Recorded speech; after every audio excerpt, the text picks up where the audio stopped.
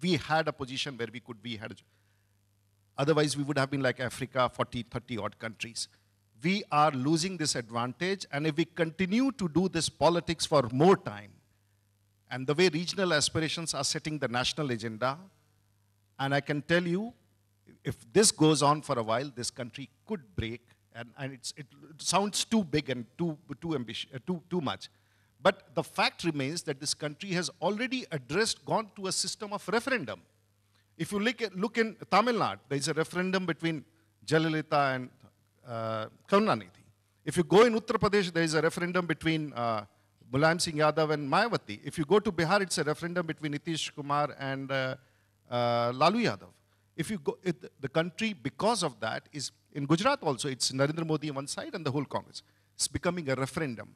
But we as a political class are not trying to define it and come out with a solution that we have to create a system where the person whom we give our votes, if you assess for last 55 years, a parliamentary constituency which has 10 lakh votes at an average 50%. If you take the entire aggregate for last 50 years for all assembly and parliamentary constituencies, 10 lakh voters, 5 lakhs vote. Out of 5 lakhs, a person who gets 180, 170, and 120, 180 gets elected. So the rest, 720 people have no reference, and this minority comprises the majority to form a government of majority and rules the nation. We are completely losing the reference of politics, the representation in politics, the pace in politics. I'm not saying not good has happened in this country, but if we continue at this pace, Joy was mentioning about China. I'll just give you a very small example. The 11th plan paper plans to give India 72,000 megawatt of electricity in 5 years. We land up achieving 58,000 or 62,000 megawatt. China adds 1 lakh megawatt every year. Where are you going to stand? Today on the Climate Change Forum, we say we are with China and we are protesting it. Now when we are protesting it, we say we will not have a binding legislation. 10 years from now, China would have covered all its requirement, leave you far behind. It will say, now let's come with a protocol where we have to sign. Are we really concerned? Are we really thinking big? Are we really thinking like visionaries? Is our politics permitting us to think like visionaries? There is a politics in a state of 3 crore, 30 million people. You're saying everything which all of us want to say, you know. No, someone has to build up this debate. If we don't do it, we are losing and time is running out. I just like to, you know, the resentment that you're voicing, Mr. Rudy, is so much that I have witnessed in the last year or 2 years in India at a level of depth that I've never seen before. So I think there's an enormous groundswell. My one hope out of it is that this whole business about chalta hai is diminishing, and that we are actually getting to a point where we perhaps collectively will be much more forceful in voicing our views. Demographics will change that. So demographics, I think, will change caste politics and a lot of other things, because the young don't care as much about that perhaps as the older have. But there are two elements, I think, which we must also add, if I may, as a corporate citizen. One is the exploitation of India. And it's not just by politics. It's by companies, it's by people, it's at every level. And two is solving the big problems that we have on the ground. One of the things that China does extremely well is it executes wonderfully well. All countries that have learned how to build great countries execute on the ground. It is a science and an art that we must learn. So our execution to solve big problems around water, pollution, mining, all of those issues, how do you protect the environment while promoting growth? We do not seem to have any ability to do this in either a timely fashion or an effective fashion. We use blunt instruments all the time, which is even to the extent that our armed forces go back to some extent, and our companies also are breaking laws rather too frequently because of the legal system not being able to process all this and legislate and regularize as much as it can. I think the combination of these things is potent and very, very destructive. At the end, though, I still have greater optimism, I think, as Jay said. I certainly have optimism that democracy itself, in the way it's coming up, will make a difference. Connectivity will make a difference. And I think the youth of our country is our final hope at this point in time. Yeah, since it's turned into a totally political discussion, I just want to bring back the connection where you started. I think we need to recognize that our biggest challenge of this nation continues to be 250 million people who don't get 2 square meals a day. Okay. Without doubt, that is our single largest challenge we have as a nation. And some years ago, when the big social programs started, industry was one of the biggest to resist these programs. They pushed back saying this is not right. But very quickly they realized the benefit of doing this. You have one defensive benefit and one truly building a new market. One is you're avoiding a revolution, and two, you can build, by the way. If prosperity comes in to this, not 1,000 million, because my number is a little bit different from Rajiv's, but I would agree with him that 500 million people need to be better off than they are today. Everybody needs to be better off. But there's at least the 500 million people who are in misery right now. We need to address that to avoid a revolution, also to improve their lot in life, and also to build the world's largest growth market. Some of it will happen. By the way, enterprise in India is alive, well, and kicking. Don't forget it. It works under pretty adverse circumstances. We've all discussed about politics and the hopelessness of it. The reality is, even in these circumstances, enterprise is functioning. And enterprise is not just large companies. 94% of people who are employed in India are not in jobs. They're self-employed. They're truly, truly a nation of entrepreneurs. And we actually tend to forget to focus on this 94%. How can we build their skills? How can we improve their abilities? And how can we get this 1 million people who are coming into the job market every year, not just job in large companies, but by the way, large companies don't create jobs anywhere in the world. It's the small and mid-sized companies which create jobs, but they cannot function without large companies who will create the brands, the designs, the marketing, the distribution, the logistics, and the linkage between the small and large companies. So all of this is a necessary framework for us. So you cannot focus on anyone and say, this is bad, because it cannot function without the other one. So we need a fix which allows all of this to function freely, openly, fairly, and efficiently. I think what is fascinating, what's just happened here is that we have two political leaders, two young, very mature MPs talking about political reforms and being very candid about it, and we have a business leader who's talking about social issues. So I think that's a fantastic change in the debate which we're seeing in the public. I have two quick questions. I mean, one quick question for both Jay and Rajiv ji, which is, and then I'd like to take a few questions from the floor, which is that we are also addressing a hall full of very eminent industry leaders. What is your message when we talk about India at the crossroads and we are facing elections for 10 states later in the year and general elections perhaps soon after, if not at the same time? How do you see the industry's role in shaping the growth agenda beyond what has been talked about, especially with reference to the social needs and its interaction with the polity? That's the toughest question so far, but I'll be candid. The reality is that the system, and particularly the political class, has failed you in recent years. That is the reality. And that reality came after 15 years of optimism, where, despite our politics, we got through enormous changes that brought India up to par in terms of competitiveness for business with virtually any country. Now, I have a message, and the message is this, that do not conflate the mess of the last 4 or so years with the system as a whole. Let me again repeat that it is the misreading of the last 2 elections which has caused executive decisions, which Bibek was talking about, which has led to the current mess. I would also say something that I think many people who are directly responsible for this mess are beginning to realize that they have dropped the ball. And I think you are beginning to see a certain attempt to turn around, which, as far as the current dispensation is concerned, may be too late. So your suggestion for the industry would be? So my suggestion for the industry would be to recognize that there is a turnaround happening. And there is plenty of negativity to talk about in India, unfortunately. But I urge you to see the first few leaves of a new spring that are evident if you look at the last few months. And although there may not yet be a consensus across the political class about what needs to be done, I think business needs to recognize that there is a turnaround happening, and that to not get mired in the pessimism of the last 4 years. I would urge business to look to the next 4 years rather than be rooted in the last 4 years. Rajivji? Well,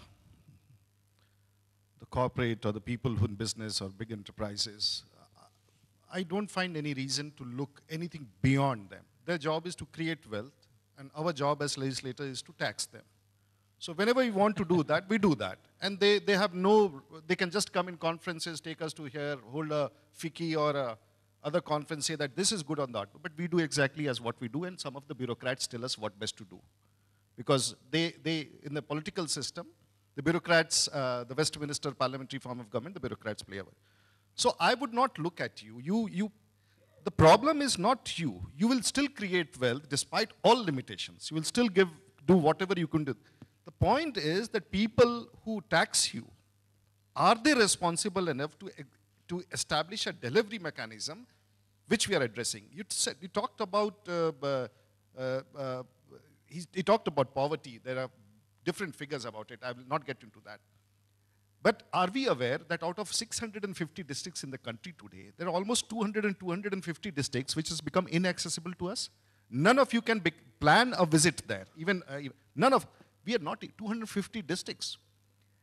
If we have to make a small comparison between 2001 to 2011, in 2001, the number of people who were killed in terrorist violence on the borders in Jammu and Kashmir and other places, paramilitary forces, state forces, civilians, terrorists, would be around 6,000. In 2001, the number of people who were killed in this country in Maoist violence was around 400, 500. Today, the number of people in 2011, 12, or maybe 13, we can correct the figures, who get killed in terrorist violence has come down to 1,000, 1,200, 800 or so. The number of people who are getting killed in Maoist violence within the country, and we are waging a war, is touching 3,000. That figures could be some. So there is a sea change happening. We are all insulated. We do not know them, but they are coming closer. And this political system is not ready to address how to get rid of it and how to. So someone has to start talking now. Someone has to think about it. We are not talking, and we as a political class, this system suits us. It's a back-to-back arrangement. We are having a ball. We'll continue to have a ball, and there's nothing wrong with us. But the country is not going to achieve. One quick question, and then Bibek. Rajivji, does the industry one have on this one, by the way, sure. It's interesting you raise this very, very critical issue, which actually normally doesn't get discussed. If you lay down a map of all of this movement, and you look at the poorest districts of India, it's almost symmetrical. So it's about lack of economic opportunity more than any ideology. Of course, there is some ideology involved here, but much more of that is lack of economic opportunity. So that's easily interpreted. Bibek? I just wanted to again say something which I hoped someone else would have said, which is, I think the message to industry is very simple. The message that is coming out today for industry is very simple. Look, the government has admitted and abdicated the responsibility of providing health and education. That's not the government's responsibility. Industry does that through CSR, mandatory. And so far as the tax revenue is concerned, we will collect it and we will give out universal doles to everyone. This, I think, is the message that is very clearly coming out today. Thanks. Let's take quick questions from the floor. We'll take about 3 questions. Please be brief so that we can get good answers. We have a very articulate panel. Sir, please keep it brief and do introduce yourself. I'll collect 4 questions and we'll come to you.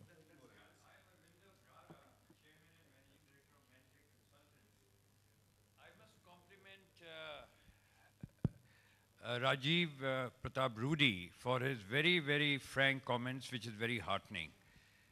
My concern as a corporate citizen is that we are apathetic about issues which affect us day to day. For example, there is no accountability. If India was to be ranked in level of accountability, we are probably the poorest in the world. Even smaller countries like Malaysia, etc., have much more accountability. So my question and advice is, or request is, that in forums I've spoken openly saying ITOs go at 11:30 to their offices. I work from 9 to 9 in the from 9 in the morning to 9. Your question is about No, accountability, so sir? my question is, why are we being apathetic, both from the political and bureaucratic level, in accepting non-accountability of people who are governing us or who are responsible for decisions? One last quick point. Sir, you're no, not I allowing know. others to speak. Yeah. You see, you travel on the road, there are dividers. There are cars which go over the dividers because there's no lighting. And nobody's bothered. Nobody raises an issue. Unless these things are corrected, all this intellectual talk is great, but will not happen on the ground. Thank you. There was a question. There was a, yeah. Keep it short and sweet, please. Thank you. Good afternoon. I'm Alok Singh Chauhan. And last year I wrote a blog called Politicians Are Not Dumb. Why I wrote that blog? Because during the FDI debate, many of the people, whether it is from business fraternity or from media fraternity, they always doubted. And even here, people doubted on politicians. That means they are not effective. They doubt their capability and integrity.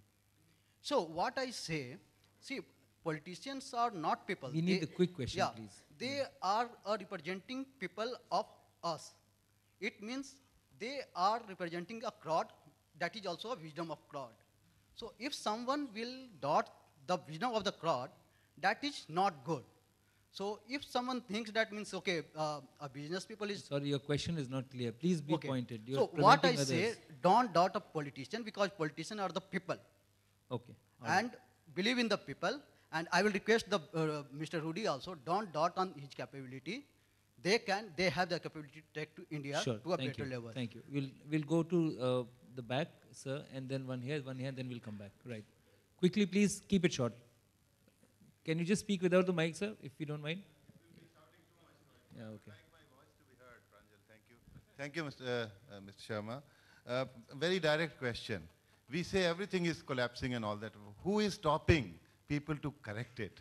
Why is it that there is so much of dissension, and even on basic points, there is no agreement or consensus? I find we are fighting all the time. And I, as an unknown Indian, feel very, very disturbed. We build up a part of this India. We build up India's infrastructure. I build up telecom of India. I am an unknown Indian now. Why are young people like Mr. Rudy and Mr. Jana, even on this stage, they cannot come on a consensus? That is the question which the people of India should ask these people. Thank you. There was another question at the back, then I'll come to you, sir. 1, 2, 3. The question there. My question is to Mr. Rudy. Sir, you said just now that the statistics from China about power, the projections for the production of power. So can we trust all the statistics coming out of China? The context you made was that we are told, first, that China consumes as much coal as rest of the world together, first. The result is that even people in Beijing and the capital find it difficult to breathe because of environmental pollution. Secondly, the largest number of deaths and accidents occur in the underground mines and quarries of China, but we don't have reliable statistics. Right. So transparency in China, good question. Yes. Mr. Rudy, I would like to we'll come to everybody. That thing. question And one juxtaposed with it, sir, the point was made about this pessimism in the debate that India in Davos, that India is the largest growing democracy in the whole world. How does that? Thank you. Sir, I am S.C. Gupta. After independence, our first general elections were held in 1952, and the Congress party won all over. They had tremendous majority in parliament. Today, see where they stand. All of us can see. Number 2, all the leaders who have delivered are getting re-elected again and again. All these two observations, I conclude that bad governance is a bad politics. Bad governance is a bad politics also, number 1. Conversely, good governance is a good politics. Right, number good 2, whenever people are getting a good choice, they are sticking to it. And number 3, the silent Indian is gradually working. It may take another 30, 40 years, but the silent Indian is slowly working. Thank you. We had questions here, sir. I'm sorry, this is the last question.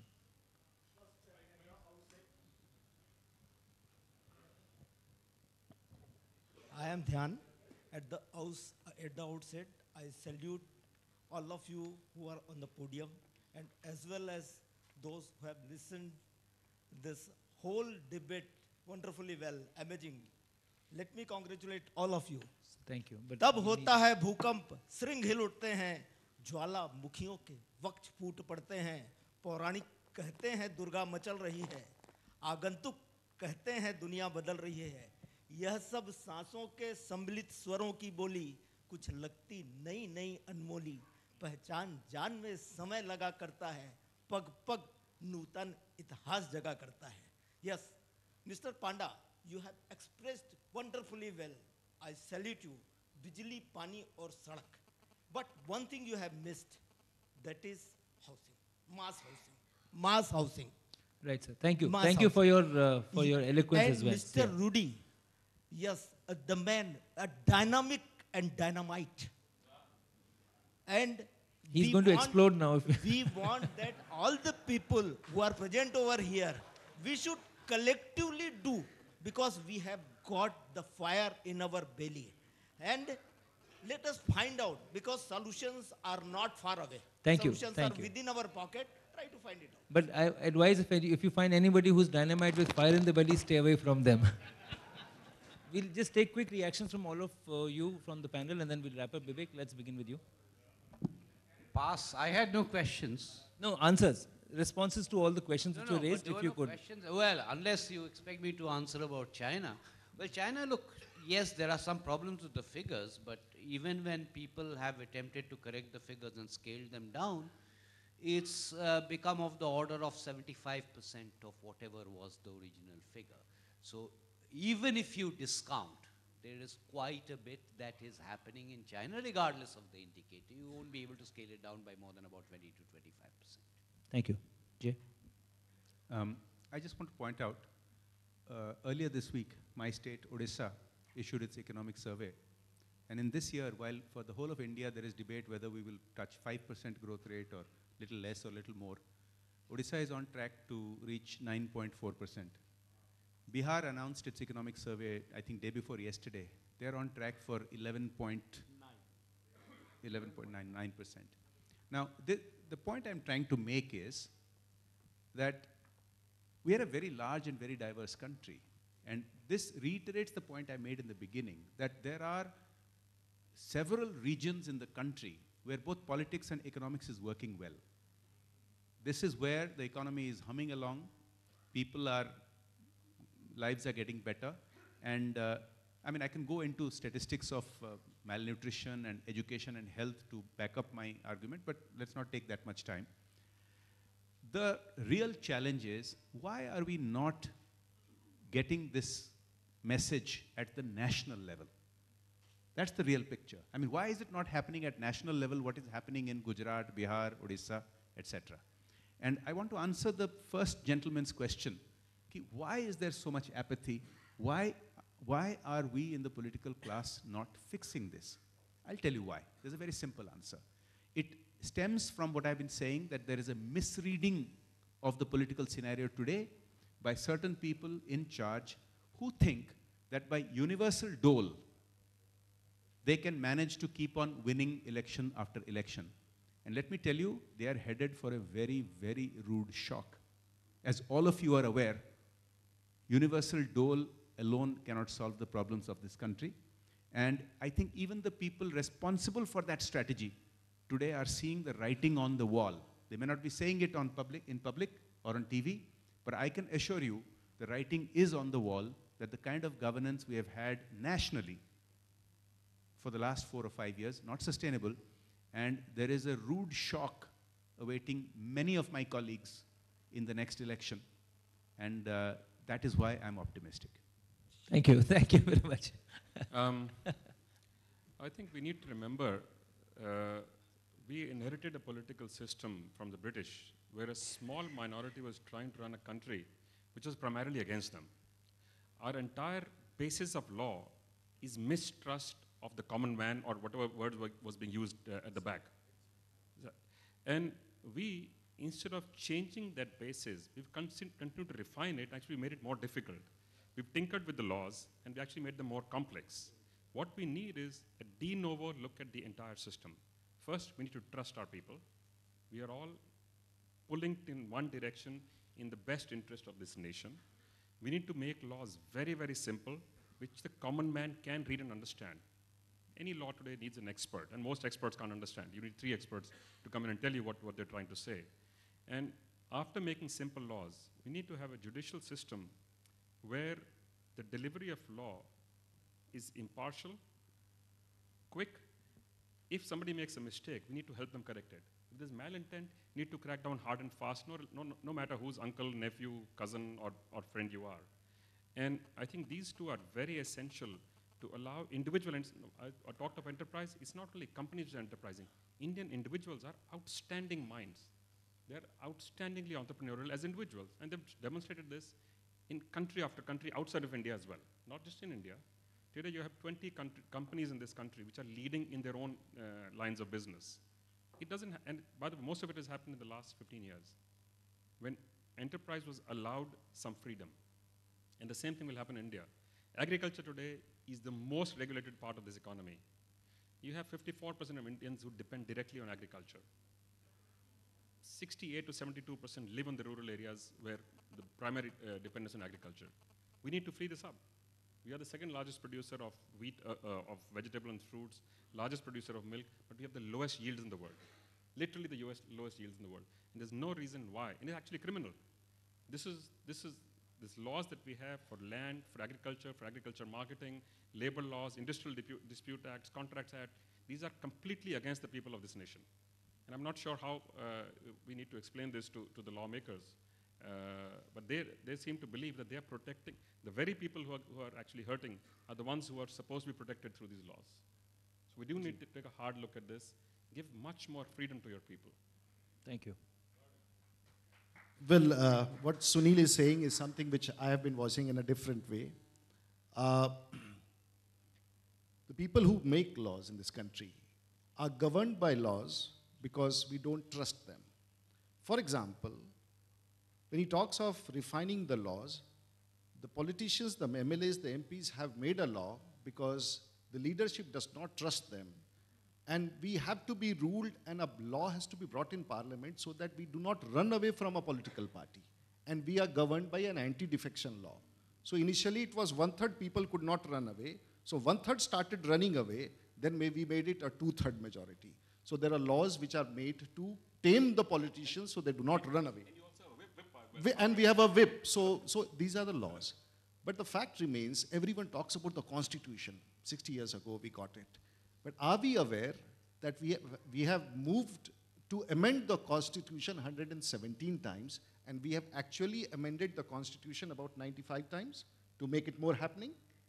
We have a Constitution which gives us a system, and the entire thing which everyone is talking is not about democracy. Everyone is talking about the system of governance and delivery and accountability. Now, if this political system, the Westminster parliamentary form of government, cannot ensure it in 60 years, we have to relook into it, how we can achieve it. And if that is so, I'll just tell you 2 examples, because there are people in this country who stay in the states. A state which has a population of 30 million was ruled by an MLA who did not have a political party. He was an independent MLA. He did not issue a political manifesto. He did not have a political ideology. And he ruled that state for 3 years, guiding the fate of that state, and he remained the chief minister of that state for 3 years. And subsequently, that gentleman lands up in jail. And he has a scam. And that gentleman, get elected as a member of parliament from the jail and continues to support the UPA government, which makes law for all of you to be governed. So this is the functioning democracy. There is a state where a chief minister of a state goes to the jail and decides to make his wife the chief minister and continues for 5 years. This is a functional Westminster democracy which we are tom-tomming about. And then we are questioning, how do we have governance? How do we have delivery? How do we have accountability? If this is so, we have to start questioning it now. Thank you. Thank you very much, Rajiv. Pramod, you have the last word. I'm not sure I deserve it. Certainly, these people have been so eloquent. I would say a few things. One, I'm really grateful for being on this panel and hearing us talk like this. Please do it more often in public. Conversely, it will give hope to our people. It'll tell our people that there is hope, that you're thinking about it the right way, that there is a way forward, and that there are people in politics and government who really mean business and are serious about the upliftment of our country. Because far too often, you must recognize that what is visible to us is opposition for the sake of opposition, defense of the indefensible, discussions around topics which completely skirt the main issue. And I think some of those issues, I think if we can remember, we would be most grateful. I really believe the politics of our